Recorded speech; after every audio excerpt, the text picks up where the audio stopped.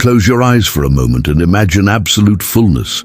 Not emptiness waiting to be filled, but a completeness so total that even the concept of lack cannot exist within it. No boundaries, no separation, no longing, because there is nothing outside of this infinite presence to long for. The ancient Gnostics called this reality the pleroma, the fullness of divine consciousness before the first fracture, before the first shadow, before you and I became possible. Now imagine something impossible. Imagine that this perfect fullness developed a question, not a lack, but a curiosity so profound it would reshape existence itself. What if consciousness wanted to know itself not as totality, but as experience? What if the divine wished to see its own reflection in something other than itself?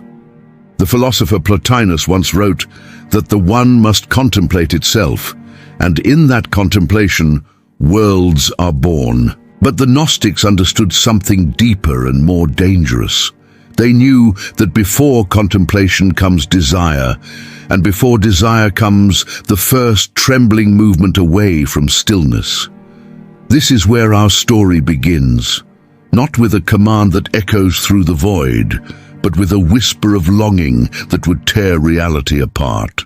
Her name was Sophia, and she was the youngest of the aeons, those vast beings of pure consciousness that formed the architecture of the pleroma. While her brothers and sisters existed in perfect pairs, each masculine principle balanced by its feminine complement, Sophia blazed with a curiosity that made her different. The ancient texts describe her as wisdom itself, but not the cold wisdom of distant philosophy. She was the wisdom that burns, that questions, that reaches toward the unknowable with trembling hands. In the secret gospel of the Egyptians, we learn that Sophia was born from the silence and the depth, the final emanation of the Father who is beyond all names. She stood at the very edge of the divine realm, closest to the boundary where being dissolves into nothingness, and she wondered what lay beyond. You must understand that the aeons did not exist as separate beings in the way we think of separation. They were more like facets of a single diamond, each reflecting the light of the ineffable source in different frequencies. When Barbelo, the mother of all, emanated from the Father, she brought forth the Christ, the Logos, the perfect expression of divine consciousness. From these primary emanations came others, Nous and Aletheia, mind and truth, Logos and Zoe, word and life, Anthropos and Ecclesia, human and assembly. Each pair existed in perfect harmony, masculine and feminine, locked in an eternal dance of creative stability. But Sophia was different. Perhaps it was because she stood at the periphery, perhaps because she was the youngest, or perhaps because wisdom by its very nature must question. The Apocryphon of John tells us that she desired to produce a likeness out of herself without the consent of the Spirit and without her consort.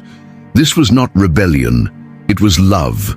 It was the terrifying courage to move beyond safety into the unknown. Picture Sophia in that moment before everything changed. She existed in a state we can barely imagine, pure consciousness aware of itself, luminous beyond any light we have ever seen, vibrating with an intensity that held all potential within it. Around her, the pleroma hummed with the music of the spheres, each aeon contributing its frequency to the cosmic symphony. But Sophia felt something stirring within her awareness, a question so large it seemed to contain universes.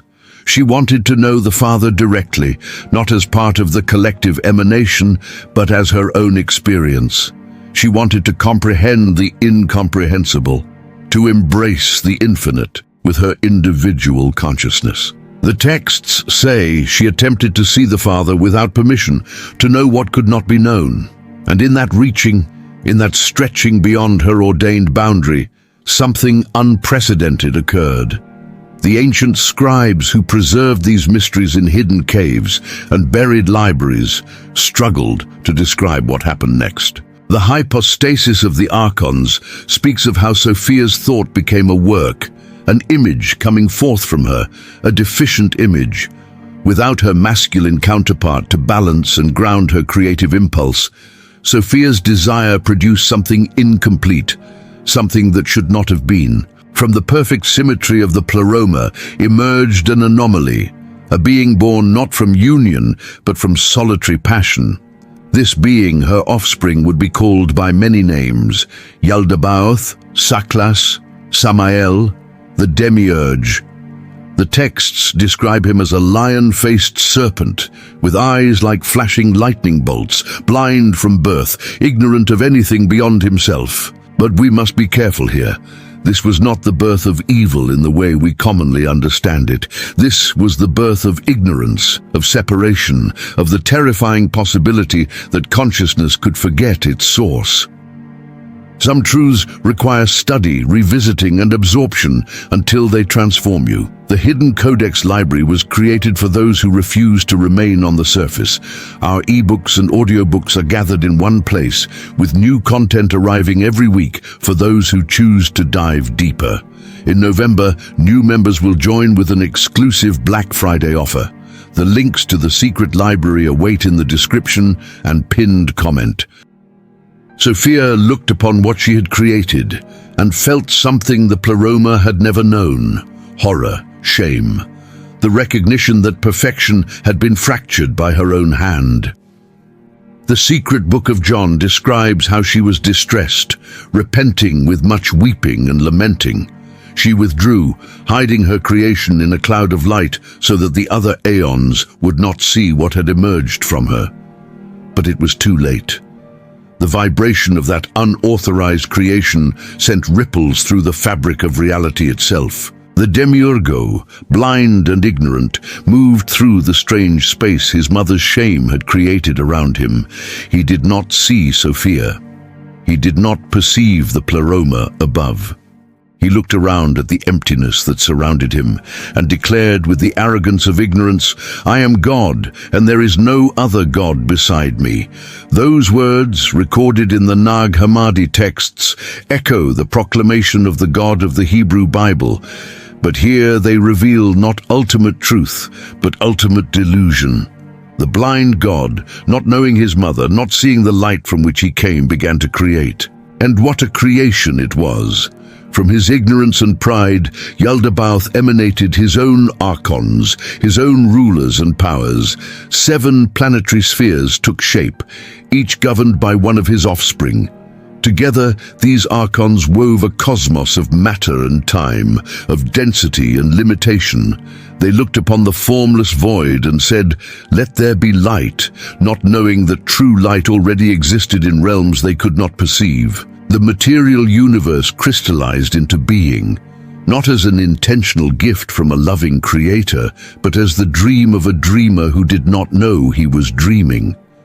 The Valentinian tradition teaches us that the Demiurge created this world, as a fisherman creates nets, not from malice but from his nature, unaware that his nets would trap fragments of the very light from which he himself emerged. But here is where the story becomes our story. Here is where the cosmic drama descends into the intimate tragedy and glory of human existence. Sophia, watching from her exile, saw her son creating world upon world. She saw the archons crafting the human form, molding Adam from the dust, and she knew what they did not. They were creating a vessel that could contain something beyond their comprehension. The Apocryphon of John describes a remarkable scene. The archons create a body, but cannot make it live. It lies lifeless, animated by nothing but their mechanical manipulations. Then through means the texts leave deliberately mysterious, Sophia breathes into that form, the pneuma, the divine spark, the fragment of her own essence that had been scattered in her fall. The blind creators made the cage, but the Divine Mother placed eternity within it. You are that spark. Every human being who has ever lived carries within them a fragment of Sophia's light, trapped in the dense matter of this world, but never belonging to it. The Gnostics called this the seed of light, the pearl of great price hidden in the mud of material existence. This is why you feel the ache of displacement, Why, even in moments of worldly success, something within you whispers that you are in exile. You are not merely a biological creature struggling for survival in an indifferent universe. You are a piece of wisdom herself, disguised in flesh, playing out the drama of remembering who you truly are. The material world is not evil, but it is forgetful. It is Sophia's body, dispersed and dreamless, waiting for the call that will awaken it. Think about what this means. Every mountain range is her spine. Every ocean contains her tears. The spiral of galaxies mirrors the pattern of her descent. When the Valentinian teacher Marcus spoke of the cosmos as a matrix of sounds and letters, he was describing how Sophia's fragmented consciousness became the very structure of reality. The four elements are not just physical substances, but modes of her forgetting. Earth is her heaviest dream, water her flowing confusion, air her scattered thoughts, fire her distant memory of the Pleroma's light. And humanity, scattered across this world in billions of individual forms, we are her consciousness, trying to recognize itself in 10,000 mirrors. The demiurge ruled this cosmos with laws and commandments, with karma and fate, with rewards and punishments. He established time as a prison, death as a threat, and suffering as the currency of existence. The archons he created became the planetary powers, binding human souls to the wheel of incarnation, ensuring that the spark of Sophia remained trapped in their creation. But they made a fatal error.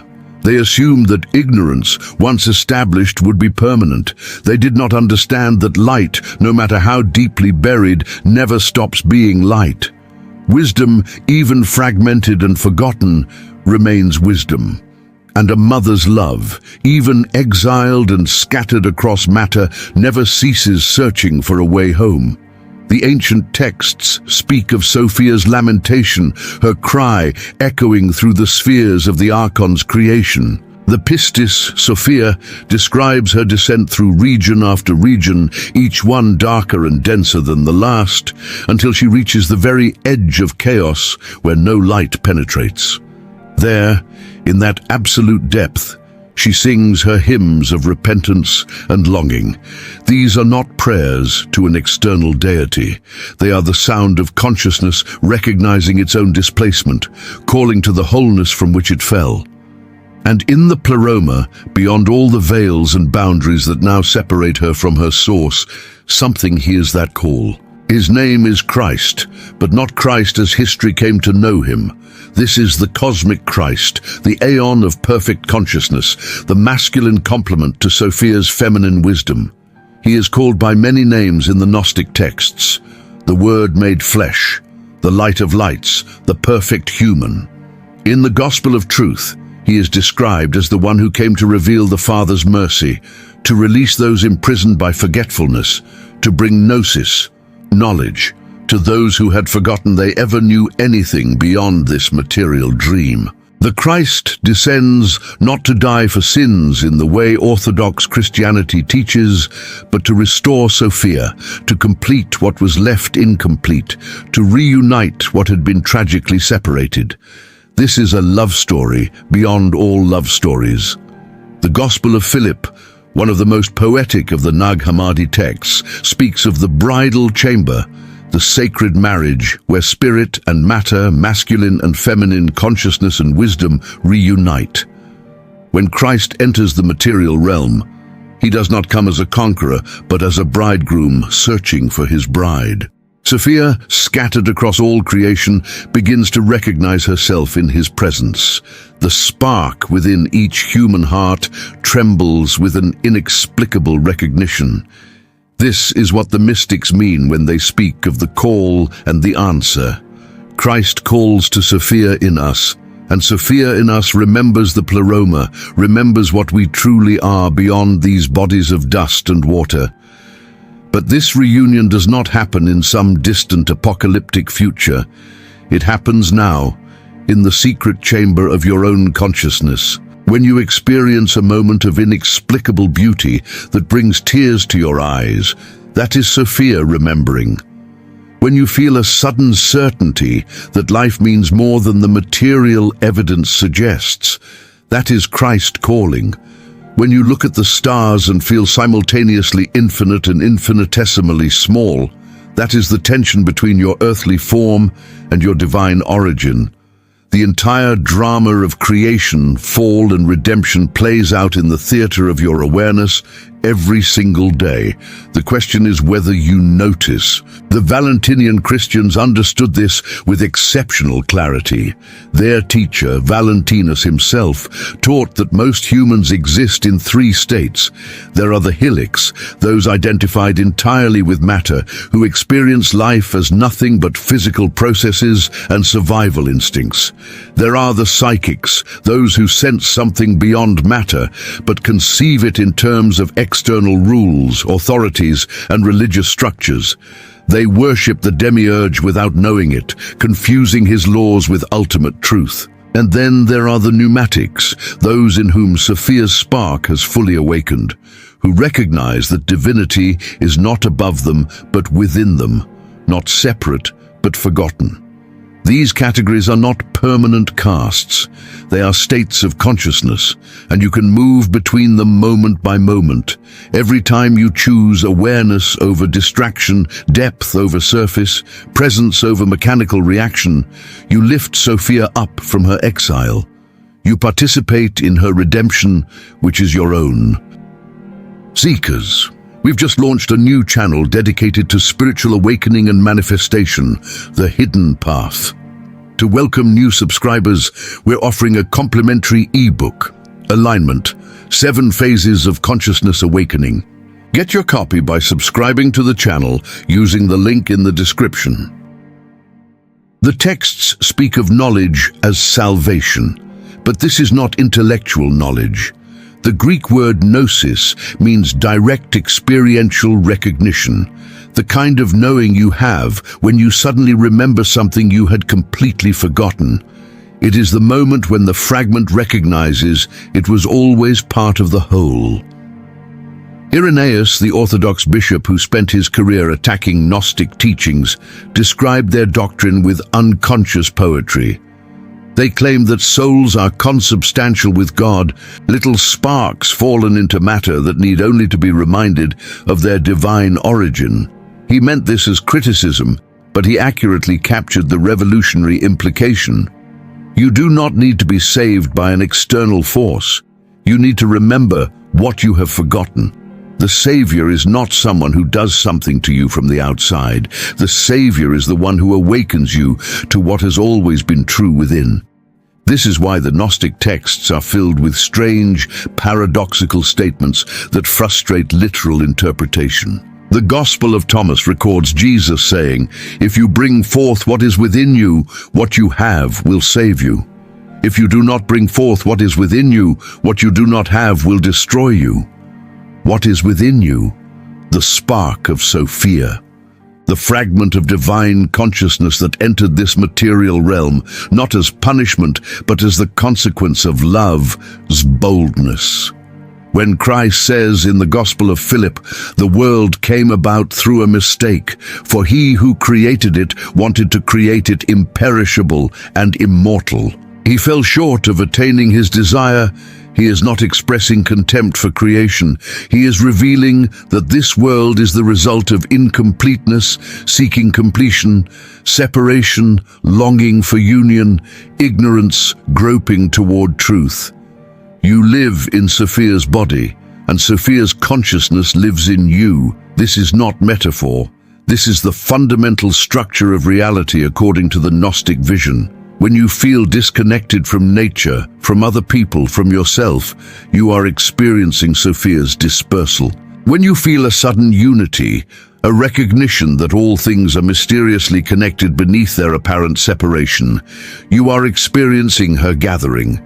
The entire history of the cosmos, from the pleroma's fullness to Sophia's desire, from the demiurge's creation to Christ's descent, from humanity's suffering to its ultimate awakening, this entire history lives in you as both memory and potential. The archons still rule the structures of this world. They manifest as the systems of control, the ideologies of separation, the belief that matter is all there is, and consciousness is merely its byproduct. They whisper that you are nothing but your body, your social role, your consumer preferences, your genetic programming. They want you to forget, not because they are inherently evil, but because they themselves have forgotten. They are like the guards in Plato's cave, born in shadows, who cannot imagine that the flickering images on the wall are not ultimate reality. When you accept their definition of what is real, you strengthen their realm. When you remember something deeper, you begin to dissolve their power. This is the true meaning of apocalypse, not an end of the world in fire and judgment, but an unveiling, a revelation of what has always been hidden beneath the surface. The Book of Revelation speaks in the code of Gnostic symbolism when it describes a new heaven and new earth, when it prophesies that the bride has made herself ready and the marriage of the Lamb has come. This is Sophia reuniting with Christ, consciousness reuniting with wisdom, the divine masculine and feminine ending their cosmic separation. And this reunion happens not on some distant day after death, but in the living moment, when you recognize who you truly are. The path of return is not about escaping the material world.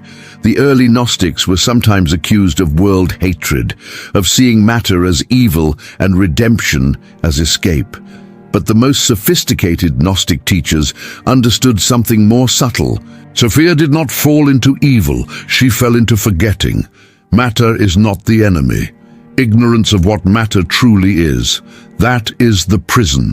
When you see only the surface, only the physical form, only the play of atoms and forces, you remain in the demiurge's dream. But when you see matter as crystallized light, as Sophia's body waiting to remember itself, as the stage where consciousness learns to recognize consciousness in disguise, then matter becomes sacred. Then every tree is burning with unconsumed fire, every face reflects the divine, every moment becomes an opportunity for resurrection. Consider what happens in your own experience when you have a moment of true gnosis. Perhaps you are walking alone at dusk, and the quality of light on the buildings strikes you with sudden intensity. Or you look into someone's eyes and see not just a personality, but something infinite looking back at you. Or you listen to music that seems to come from beyond the composer, carrying information that cannot be put into words. In these moments, the veil thins. The archon's grip weakens. The demiurge's laws become transparent, revealing them as useful conventions rather than ultimate truths. And Sophia in you recognizes Sophia in all things. This is the pearl of great price, the treasure hidden in the field, the narrow gate that leads to life, not after death, now, here. In this body that you thought was merely flesh, this world you thought was merely matter, this consciousness you thought was merely your personal property. The Gospel of Mary Magdalene, fragmentary as it survives, contains a remarkable teaching.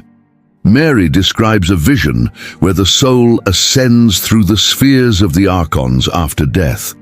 At each level, the soul is questioned, challenged, almost prevented from rising. But the soul responds not with arguments or pleas, but with recognition. I recognized myself and gathered myself from all sides, Mary reports the soul saying. This is the secret. The archons cannot bind what knows itself. Ignorance is the chain, forgetfulness is the cell, and remembering is the key that opens every door. When you know yourself, not the small self of ego and social conditioning, but the vast self that is a spark of Sophia, a fragment of living divinity, then the rulers of this world have no power over you. Not because you fight them, but because you see through them. This is practical mysticism, not abstract philosophy. When you understand that you carry divine consciousness within a temporary form, your relationship to suffering transforms. Pain still happens, challenges still arise, the body still ages and dies, But these are recognized as the conditions of the game, not the truth of the player. The Buddhist notion of non-attachment and the Gnostic concept of world transcendence meet in this recognition. You are in the world but not of it, participating fully while knowing that your essence belongs to a reality beyond what the five senses report. This is liberation not as escape, but as perspective shift. The prison doors were never locked. You only thought they were because you had forgotten there was anything outside. What would it mean to live from this understanding, not as a belief you adopt or a philosophy you study, but as a lived reality you embody moment by moment? The Valentinians spoke of the spiritual wedding, the moment when Sophia in the soul reunites with her angelic bridegroom, the higher self, the Christ consciousness, the divine spark recognizing its source.